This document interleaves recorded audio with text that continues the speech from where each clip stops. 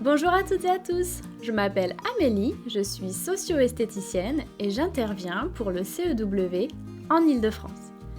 Aujourd'hui, nous allons voir comment gommer la fatigue et le stress sur notre visage et estomper les cicatrices grâce au maquillage correcteur. Avant le maquillage, il est important de bien nettoyer sa peau, de la sécher correctement et de l'hydrater. Si vous êtes en traitement de chimiothérapie, l'idéal est d'appliquer une protection solaire de 50. Le fond de teint, il unifie, il lisse le grain de peau, il gomme les imperfections et donne plus d'éclat. Attention cependant à bien choisir la couleur du fond de teint, car il existe plein de couleurs justement allant du rosé au pêche, au doré. Choisissez bien votre fond de teint en fonction de votre carnation de peau.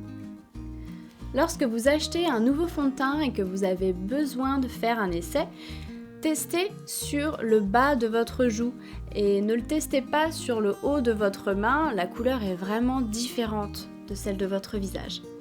Il y a 3 techniques pour appliquer son fond de teint, ou du moins 3 techniques principales que je vais vous expliquer aujourd'hui. La première, les mains, tout simplement, qui apportent un côté très naturel mais parfois pas vraiment uniforme.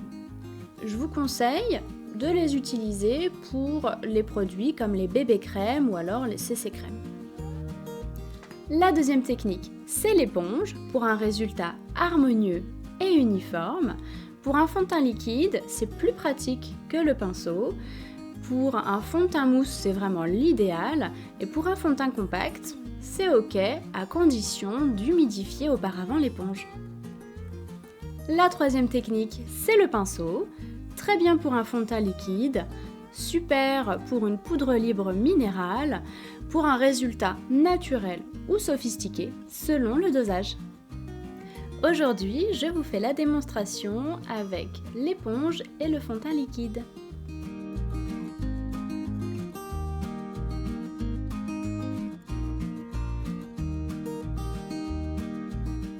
Vous pouvez tapoter sur certaines zones pour y ajouter plus de couvrance.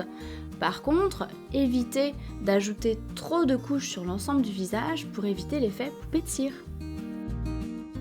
Passons aux cernes maintenant. À ne pas confondre avec les poches.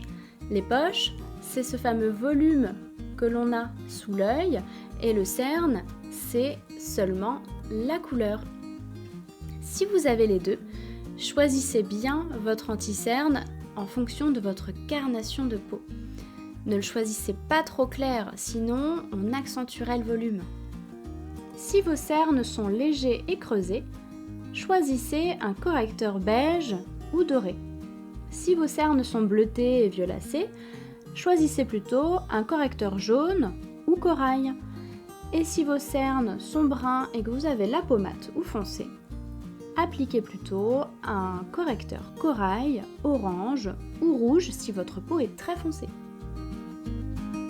Appliquez votre anti-cerne au pinceau et estompez ensuite avec vos doigts pour plus de naturel.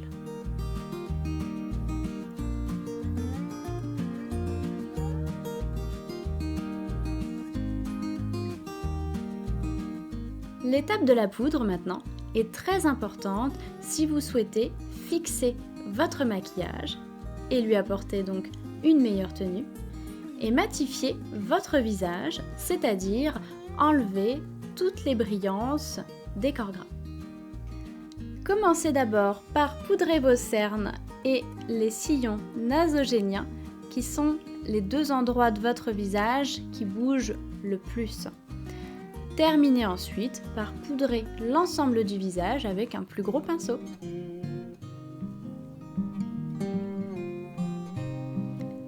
Au toucher, ça doit être lisse et non collant. Rehaussez votre teint maintenant avec une poudre de soleil en dessinant sur votre visage, comme un 3, du front aux pommettes et des pommettes au menton. Pour l'effet bonne mine, choisissez un blush de couleur corail, pêche ou rosé et appliquez-le avec votre pinceau en formant comme un 8 sur votre joue en allant jusque vers l'oreille.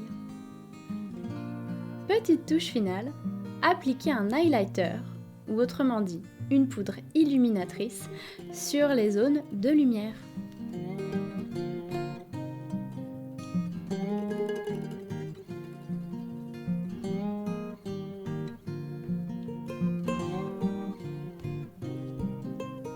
Passons maintenant à la correction des cicatrices. Après une intervention chirurgicale, la cicatrice peut être douloureuse, sensible et très rouge. Passé un mois, elle devient indolore et reprend petit à petit sa couleur naturelle. À ce moment-là, vous pouvez l'amasser afin de rendre la peau plus souple et de mobiliser la peau justement. Peu à peu, la cicatrice retrouve sa couleur d'origine et va s'estomper. Il faut compter environ 18 mois pour le résultat final. Mais en attendant, je vais vous montrer comment faire un maquillage correcteur sur votre cicatrice. Bonjour Salomé. Salut Amélie. Comment tu vas? Eh ben ça va super, et toi? Bah super, ça fait un moment qu'on s'est pas vu du coup. C'est vrai. Présentons en quelques mots. Donc moi c'est Salomé, j'ai 28 ans, j'ai été diagnostiquée il y a 2 ans et demi d'un lymphome d'Hodgkin et pour ça j'ai dû en fait me faire poser une chambre implantable et à la suite de la pose et la dépose ça m'a laissé une cicatrice. L'été quand je mets des t-shirts comme ça, en fait on la voit et j'aimerais bien apprendre du coup aujourd'hui comment la camoufler. Je suis ravie que tu sois là avec nous aujourd'hui. Justement, on va voir ça tout de suite ensemble. C'est parti. Super. Tout d'abord, commencez par appliquer une protection solaire.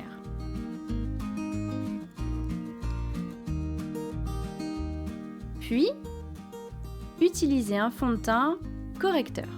Un fond de teint correcteur, c'est plus riche en pigments et donc ça permettra un camouflage idéal. Appliquez au pinceau autour de la cicatrice.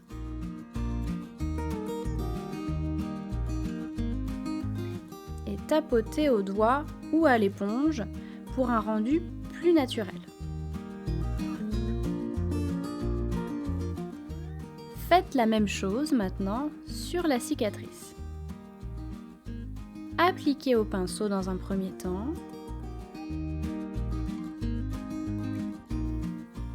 Et tapotez ensuite sur la cicatrice avec l'éponge ou au doigt.